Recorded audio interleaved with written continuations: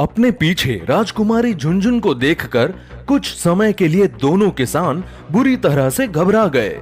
इतनी रात गए तुम दोनों यहाँ पे ये सब क्या कर रहे हो?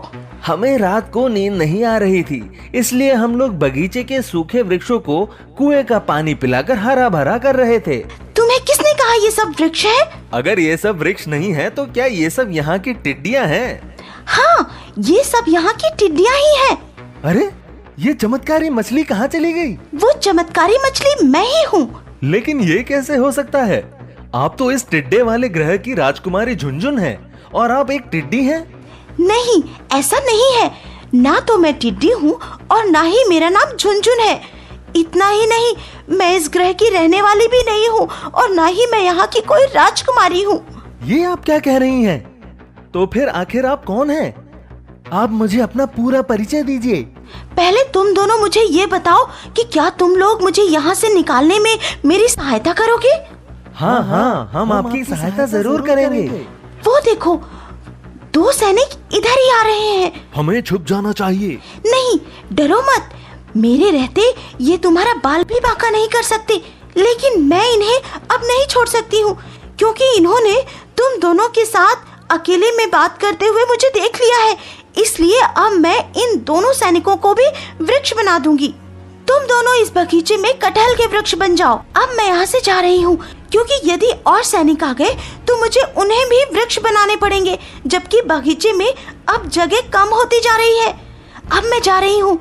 कल मैं तुम्हें अपने बारे में बताऊंगी और कल तुम्हें ये भी बताऊंगी कि अब आगे तुम्हें क्या करना है। अगले दिन दोनों किसान झुनझुन के पास जा ही रहे होते हैं, तभी उनका सामना कटकट से हो जाता है। सैनिकों, तुम लोगों ने मेरे इन 2 नए दासों को सुबह का ताजा नाश्ता दिया है या नहीं? नहीं महाराज, अभी नहीं दिया है। ठीक है, इसे अभी नाश्ता दो। ये हमारे ग्रह का नियम है। हम हर सुबह अपने दासों को ताजा नाश्ता देते हैं।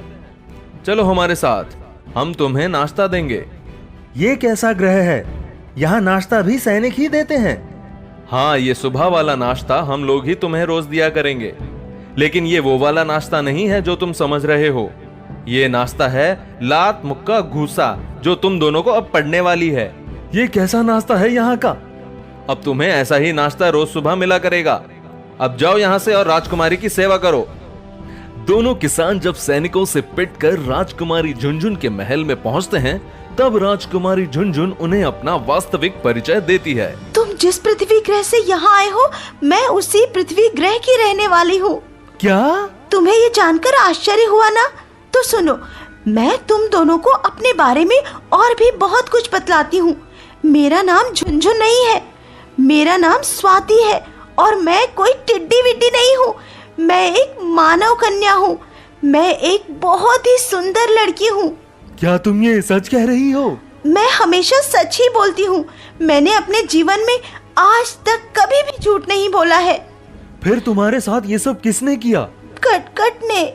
कटकट ने? स्वाति, तुम मुझे पूरी बात बताओ। हम तुम्हारी सहायता अपनी जान पर खेल कर भी करेंगे।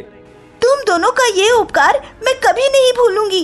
कोई बात नहीं स्वाति, तुम्हारी रक्षा करना हमारा धर्म है। अब मैं तुम्हें अपनी पिछली जिंदगी के बारे में बतलाती हूँ। मैं भारत के एक पहाड़ी क्षेत्र की रहने वाली अत्यंत दिव्य सुंदरी कन्या थी। मेरा नाम स्वाति था और मेरे पिता का नाम विश्वजीत। एक दिन आकाश से तेज रोशनी हमारे घर के पास आई। जब हमने उसे निकट आने पर देखा तो पाया वो कोई दूसरे ग्रह का विमान था। धरती पर आते ही उसमें से कटकट और उसके बहुत सारे सैनिक विमान से उतरकर हमारे पास आए और पिताजी से कहने लगे, सुनो, हम दूसरे ग्रह से आए टिड्डे हैं। तो तुम मुझसे क्या चाहते हो? ज्यादा कुछ नहीं, हम तुमसे बस थोड़ी सी सहायता लेना चाहते हैं। कैसी सहायता? कुछ साल पहले हमारे पायलट की लापरवाही के कारण हमारे 2 बच्चे तुम्हारी पड़ोसी देश पाकिस्तान अफगानिस्तान में छूट गए थे। हो सकता है अब वे बड़े हो गए हो और वे अपनी सेना भी बना ली हो। मैं तुम्हें उन्हीं सब की रक्षा करने के लिए तुमसे सहायता मांगने आया हूँ। मैं दुश्मन देश के किसी भी आदमी की सहायता नहीं कर सकता। तुम भी कैसी बेवकूफी वाली बातें करते हो? मैं आदमी थोड़ी ना हूँ। मैं तो टिड्डा हूँ, टिड्डा। और हाँ, पाकिस्तान के लोग मुझे प्यार से कट कट कहा करते हैं। तुम मुझसे क्या चाहते हो? इतना गुस्सा करना भी अच्छी बात नहीं है।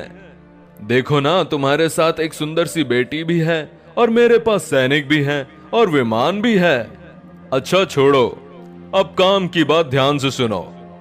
तुम्हारे इस पहाड़ी इलाके में एक लाल रंग का फूल पाया जाता है। वो फूल हम टिड्डियों के लिए जानलेवा है। उसकी सुगंध से हम टिड्डे मर जाते हैं। इसलिए हम चाहते हैं कि आज से तुम उस फूल के वृक्षों की पहरेदारी करो, ताकि कोई भी उसे यहाँ से ले जाकर कहीं और ना लगा दे। मैं चाहता हूँ ये फूल केवल यहीं तक सीमित रहे। तुम हमारे दुश्मन हो। हम तुम्हारी रक्षा के लिए फूल के वृक्षों की पहरेदारी हरगिज नहीं कर सकते हैं। तुम्हें तो पहरेदारी करनी ही पड़ेगी। हम तुम्हारी बेटी को जो अपने ग्रह पर उठाकर ले जा रहे हैं। आज से तुम्हारी बेटी मेरे ग्रह पर तब तक सुरक्षित रहेगी जब तक तुम मेरे लिए इस लाल रंग के फूल के वृक्षों की पहरेदारी करोगे। स्वाति बेटी। उसके बाद कटकट ने मुझे अपने इस टिड्डों वाले ग्रह पर लाकर कैद कर दिया। तभी से वो मुझे अपनी जादुई शक्ति से दिन में टिड्डी और रात में मछली बनाकर कुएं में डाल देता है।